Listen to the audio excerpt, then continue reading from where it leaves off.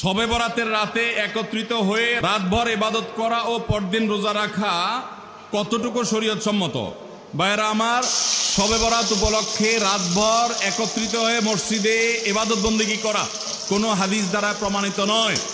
এবং দিনের বেলা যে রোজা, এই রোজা শবে বরাত উপলক্ষে না, এটা হলো শাবান উপলক্ষে রোজা। এই রোজা হলো আইয়াম বীজ উপলক্ষে রোজা। নবী করিম সাল্লাল্লাহু আলাইহি ওয়াসাল্লাম শাবান মাসে এমনি বেশি বেশি নফল রোজা রাখতেন, সেই হিসাবে আপনিও রাখবেন।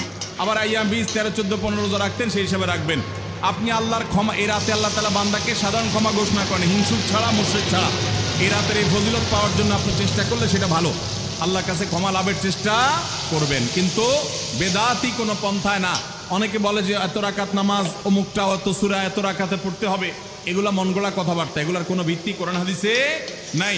আবার অনেকে মনে করে হালুয়া রুটি খাইতে হবে, আতশবাজি করতে হবে, আলোকসজ্জা করতে হবে, শবে বরাতকে কেন্দ্র করে যা হয় তার বেশিরভাগই বেদাত এবং ভুয়া, মন গড়া ভিত্তি, এগুলার কোনো অস্তিত্ব কোরআন হাদিসে পাওয়া যায়।